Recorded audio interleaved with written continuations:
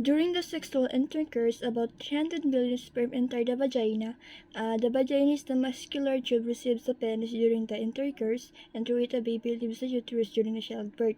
Afterwards, a million of fluid will either flow out of the vagina or die in its acidic environment. However, many survive because of the protective elements provided the fluid surrounding them.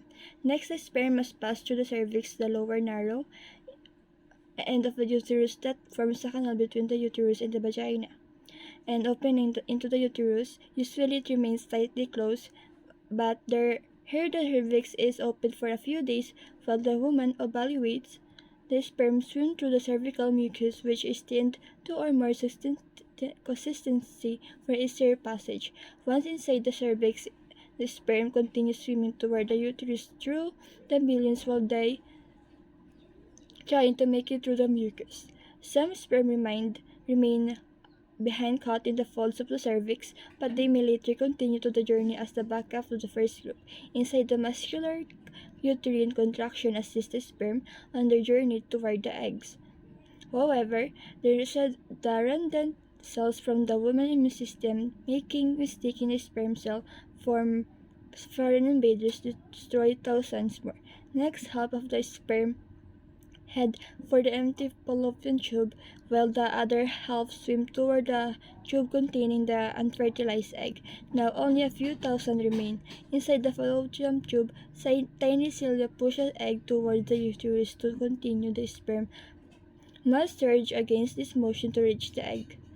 Some sperm get trapped in the cilia and die. Running this part of the journey, chemicals in the reproductive system tract cause the membranes covering the heads of the sperm to change. As a result, the sperm become hyperactive, swimming harder and faster toward the destination.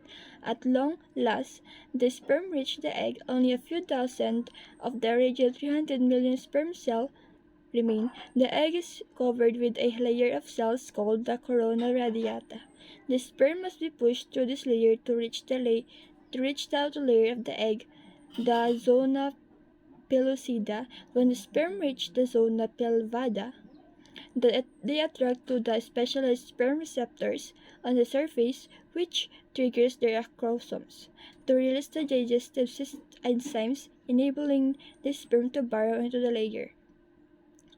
Inside the zona pellucida, in a narrow fluid-filled space outside the egg cell membrane, the sperms to make a contract will the fertilize the egg. After a perilous journey, and against incredible odds, a single sperm attaches to the egg cell membrane. Within a few minutes, the outer membrane fuses and egg pulls the sperm inside. This event causes the changes in the egg membrane that prevent other sperm from attaching to it. The egg releases chemicals that push other sperm away from the egg and create an impenetrable fertilization membrane. As the reaction spreads outward, the zona pellucida hardens the trapping any sperm unlikely to be caught inside. Outside the eggs, sperm are no longer able to attach to the zona pellucida. Meanwhile, inside the egg, the tightly packed male genetic materials spread out. A new membrane forms around the genetic material forms into the 23 chromosomes. The female genetic material awakened by the fusion of the sperm with the egg finishes dividing, resulting in the female pronucleus-form. Spider web-like threads called the mitobules pulled them toward each other. The two sets of the chromosomes join together, completing the process of the fertilization. At this moment, a unique genetic code arises, instantly determining the gender, hair color, eye color, and hundreds of other characteristics. This is new single-cell zygote is the beginning of the new human being, and the new cilia in the fallopian tube gently sweep the zygote toward the uterus. He or she will implant the richer uterine lining, growing and maturing for the next 9 months until ready for the